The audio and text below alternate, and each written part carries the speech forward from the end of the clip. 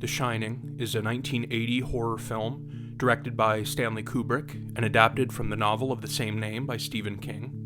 The story follows Jack Torrance, played by Jack Nicholson, who's employed as a caretaker during the winter months at the vast and mysterious Overlook Hotel. This film is atmospheric and ethereal and unique.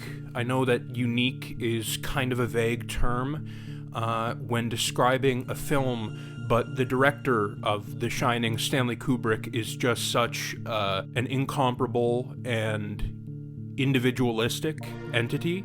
If you were to put on, any of Stanley Kubrick's films, but remove the opening credits, I would be able to tell that it was a Kubrick picture within about 7 seconds. The guy just has such a distinct and often eerie style. The film is this twisted, nightmarish vision, really.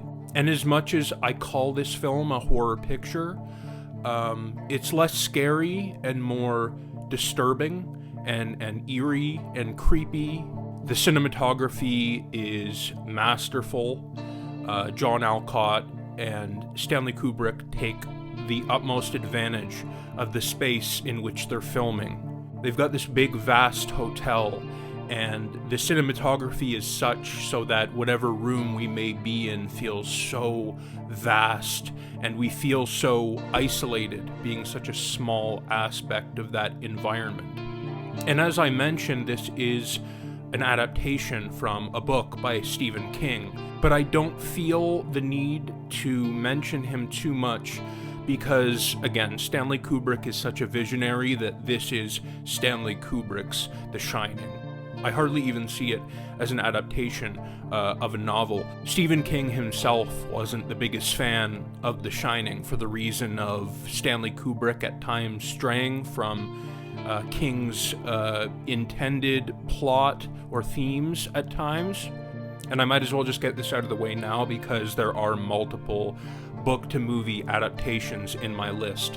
When it comes to book-to-film adaptation, I don't look at the film and analyze it based off of how faithfully it adapts its story. Film and literature are two drastically different mediums.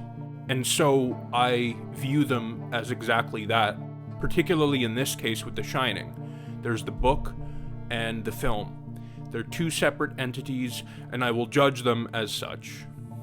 And as much as Stanley Kubrick is truly the driving force behind all of the brilliant creative decisions made in this film, if there were to be another component that really makes this film what it is the one and only Jack Nicholson. Nicholson's performance in this film is undoubtedly his best, maybe his second best behind One Flew Over the Cuckoo's Nest, but you could not replace this guy. No one else would work in this role. At least anyone else other than Nicholson would be far lesser. He commands the screen. He is terrifying, but at the same time, he brings that classic Nicholson lovability that makes his character so entertaining and the performance so iconic and off the wall at times and manic.